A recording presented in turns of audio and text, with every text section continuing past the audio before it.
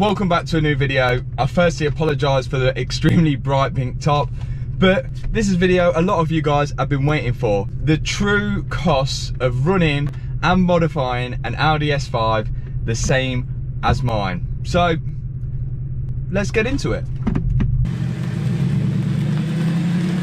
So I'm due an essential shopping trip, so I thought why not take you guys with me, and on the way I'll explain to you guys why you should or shouldn't buy an Audi S5.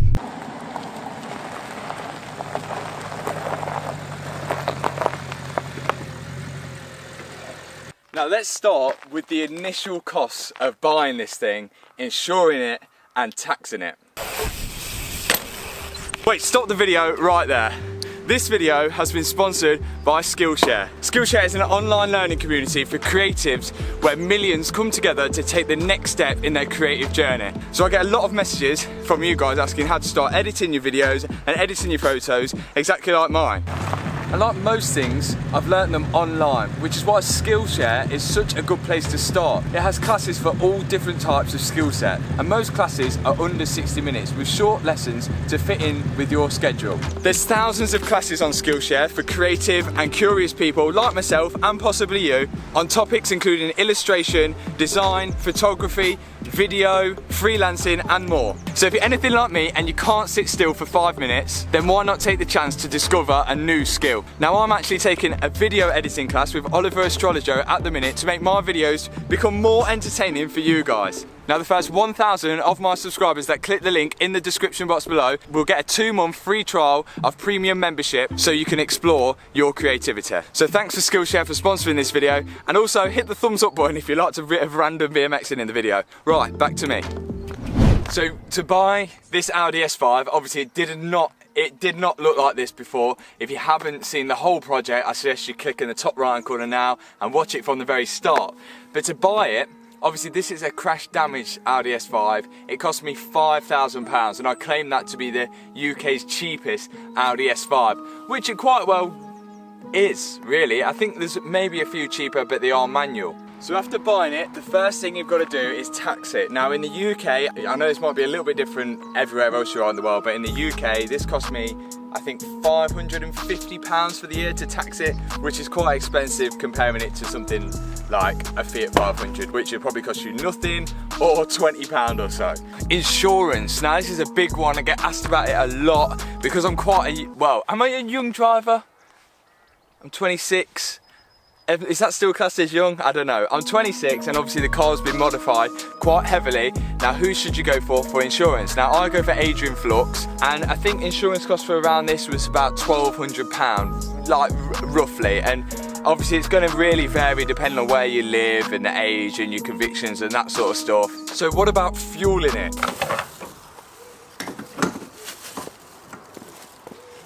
I don't daily this car. I've literally had it since December, January, February, March.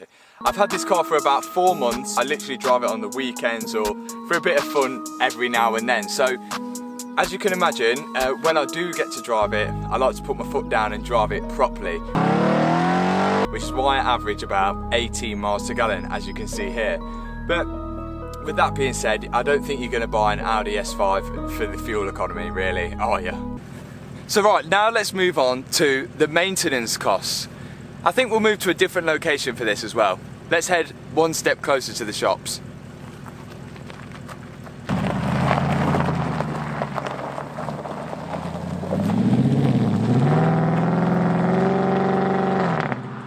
Maintenance costs, servicing costs, and sort of reliability. So, servicing costs to start off with, I didn't think it was actually too bad. You should probably service it every 8 to 10,000 miles, which is what I'm doing. I serviced it as soon as I got it. And for oil, spark plugs, filter, I don't remember me costing me too much over £200, but obviously I do most of the work myself, which you've seen in the previous videos, which is in the top right corner. But servicing wise, no, I wouldn't say it's that expensive to service, and it doesn't need it too often, really. I mean, it's a pretty solid engine, touch wood. So what about the reliability and the common problems? So let's start with the common problems. So first thing I will pick up on is that they get quite a bad carbon build-up, maybe around 80 to 90,000 miles, depending on how the car's been driven. Now obviously I did do a video where I went to Darkside and we checked the carbon build-up on the Audi, and that is in the top right hand corner now. And also as well, the injectors tend to clog up as well, and obviously on a naturally aspirated engine it can cause quite a fair bit of power loss. Now something like a carbon clean or something like this, if you can't do it yourself, because most likely you probably don't have a walnut blaster at home, it's probably going to cost you in the region of about £700 to £800. So the next common problem is this high pressure fuel pump. They're on both sides, and I can't say I've had a problem with it, touch wood, but I have heard that they can wear out. The actual follower in them can become worn and become quite noisy, and obviously then gives you issues with the fuel pressure basically. Next up is the transmission or gearbox. So the automatic ones don't really tend to have too much of a problem. As long as you service them every 30,000 miles, I think it's around 30,000 miles, just have your oil and filter changed in them, you shouldn't really have too much of a problem. I've heard there's been quite a few problems with manual transmission and the clutches and stuff like that, but I wouldn't know because this is obviously automatic. So the next common problem is the doors, and I think this is on every Audi, but I have fixed this one. You only have to press it once and it does open. But what actually happens with these doors, I think it's called the door lock actuator, and there's a little switch in there, a little micro switch, which just seems to give up after a while, and then it won't actually unlock the door unless you've opened it from the inside. Now I've probably missed loads of common problems for the S5, but you guys are all there to help each other out, so make sure you put in the comments if I've missed any common problems out for the S5.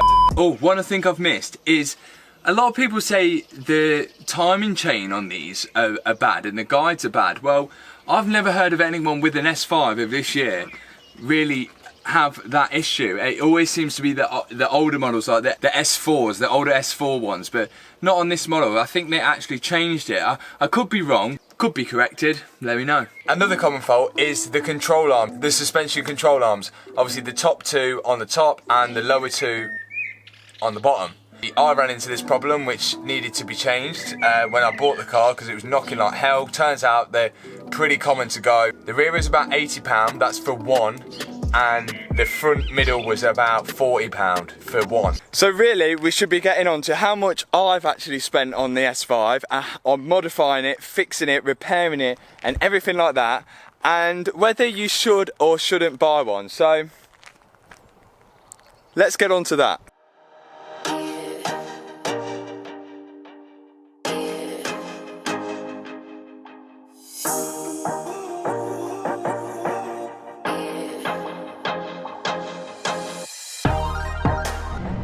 So guys, to be honest to all of you, really when it comes to the costs of modifying the car and things like that, when you have a YouTube channel and things are running like how they are, a lot of the stuff you get for free or at a really discounted price.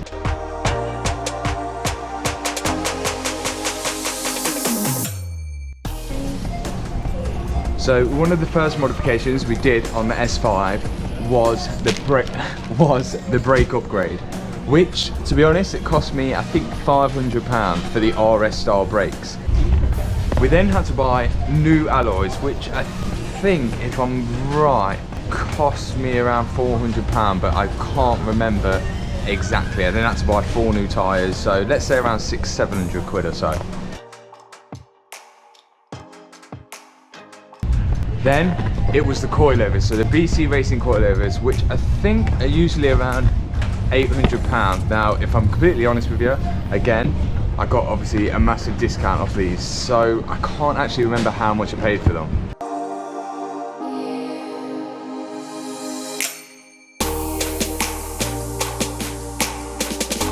Then coming around to the RS style body kit, I think, if I'm right, that usually retails around £2,000, but could be wrong. We then got the alloys refurbished, painted and everything like that, which again can cost up to maybe £300 to £400 with caliper paint and that sort of stuff as well. That was done at Alloy Fix. So then we added the wheel spacers. Now the wheel spacers are normally around like 150 quid or so, and if you are after wheel spacers for your S5 or A5, there is a link in the description because they are available on my website. The big one, the exhaust.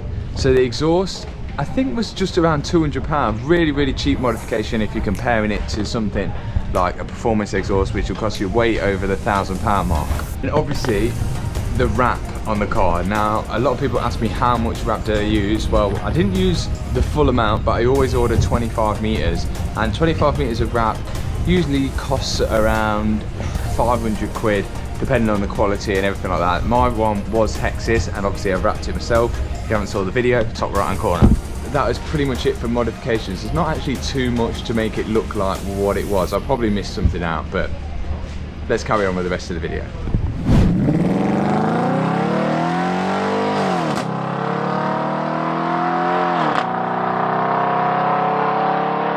Well, simply because of these reasons.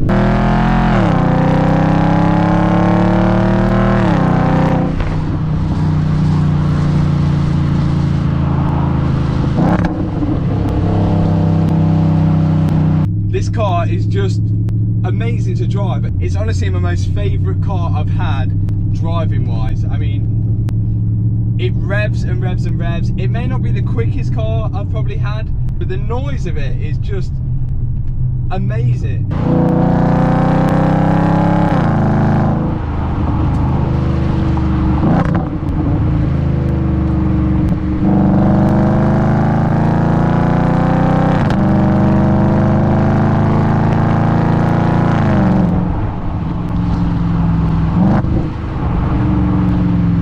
This is the reason why I'm doing 18 miles to gallon. If you've got the money to buy an RS5, buy an RS5. But I'm saying you would never have bought an RS5 for £5 grand, and this is real fun. If you're wanting to fork out 12 grand for a supercharger, then you can make it a lot quicker with a supercharger, but unfortunately I'm not going to fork out 12 grand on a £5 grand car for a supercharger when I could just buy another one. So we're now back at home, and the main question is then, has it all been worth it so far for the Audi S5? Well, the truth is, if you wanted to make a profit and you were a car trader, then no, it's not been worth it, because really I probably wouldn't make a profit on this car if we added up every single thing I've done to it and what I would sell it for. But has it been worth it for me?